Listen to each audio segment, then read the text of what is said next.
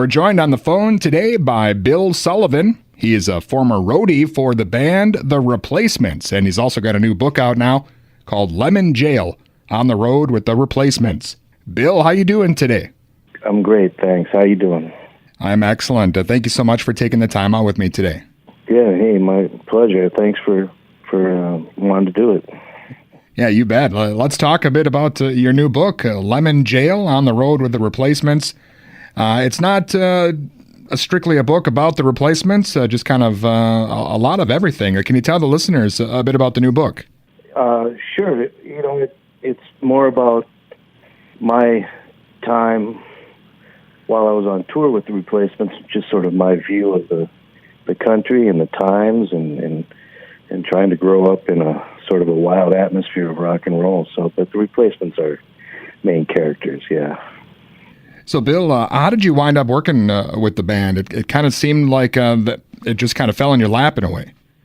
Right, yeah. My friend from junior high school who I reacquainted with at punk rock shows in downtown Minneapolis, he introduced me to them. He was working with them off and on pretty heavily, and I just kept sort of getting my foot farther and farther in the door until finally some reason they decided to let me in, and there it was.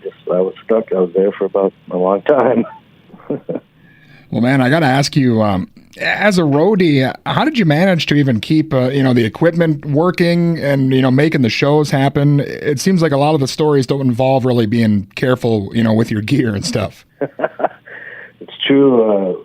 They were very reckless with their gear, and, I made a good network of repair guys and people everywhere I went. Roadies would just show up and they'd introduce me to amp guys, and I try to keep a couple steps ahead. I learned a few tricks how to just keep retubing amps and keeping things working best you could, because they weren't particular. They didn't want everything shined up. It just had to be loud and near tuned.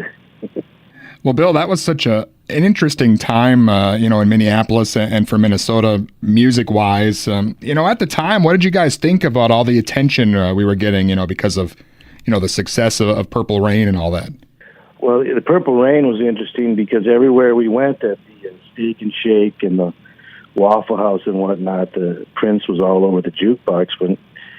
And we got Husker Du was kicking it everywhere. So it hasn't changed a lot because still Minneapolis, Minnesota, I still see when I travel around that just all the Minnesota bands on the calendars at venues. It hasn't really died down, but back then it was particularly crazy, that's for sure. It was some good bands. So did you find a lot of bands, maybe the Replacements or whoever around that time kind of maybe had something to prove, or did they kind of resent the fact that all these new listeners were heading to Minnesota?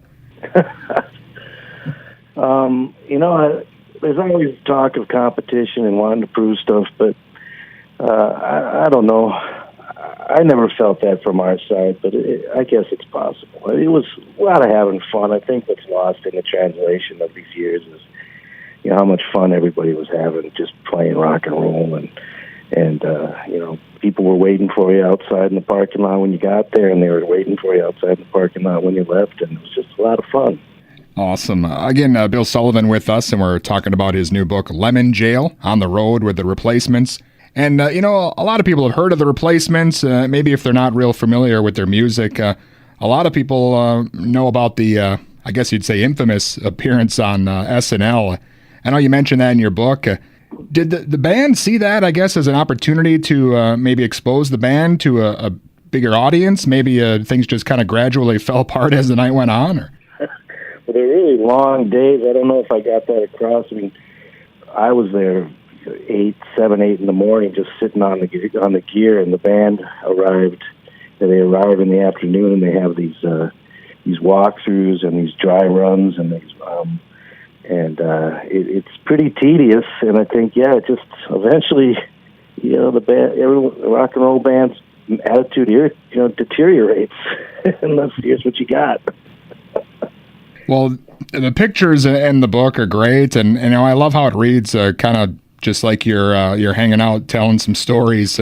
Yeah, I laughed way too hard at the story with Ozzy Osbourne and the cake. I don't know why that was so funny to me, but Right? I mean, it really was a moment for me. That I thought some people would really enjoy that because, you know, Ozzy Osbourne lives in your heart for so many years, and then there you are standing next to him at the dessert table, and it just seems, it kind of blows your mind, right? well, Bill, when you left the Replacements and you went on with Soul Asylum, could you sense, I guess, maybe the band was, I guess, imploding maybe, or they wouldn't be lasting much longer, kind of jump out when it's the getting's good?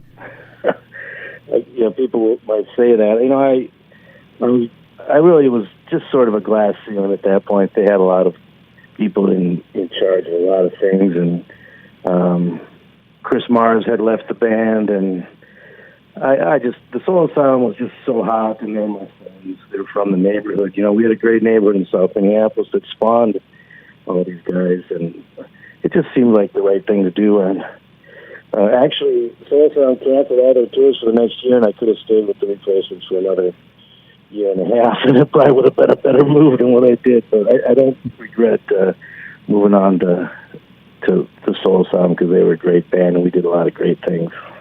Well, I know you kept busy over the years, and I got to imagine when the Replacements played those reunion shows, I mean, did you ever think that was going to happen? And did you ever see, I mean, it was weird. Tommy Stinson was in Guns N' Roses and all this stuff was going on, but it was definitely weird circumstances. Well, you know, I guess it doesn't really surprise me because I've been working all those festivals with Bright Eyes and Cat Power and all the other bands, and I saw what bands were getting together and what they were getting paid to get together, so it didn't surprise me really. Well, again, I know Lemon Jail just out now, but is there anything else maybe in the works or any upcoming projects maybe? Yeah, this has, I mean, I can't, nothing I can really say yet, but I'm working on some other things, and mostly just trying to get by like everybody else, pay my bills. You know, it's just a pretty normal life. Awesome. Well, the book looks great, Bill. And again, thank you so much for your time. Looking forward to maybe talking to you again sometime. Hey, thanks. What a pleasure. And I love Mankato. I can't wait to go party at the What's Up again. All right. I'll be looking for you. Thanks a lot, man. All right. And again, that was Bill Sullivan, former roadie for the Replacements and also author of the new book, Lemon Jail, On the Road with the Replacements.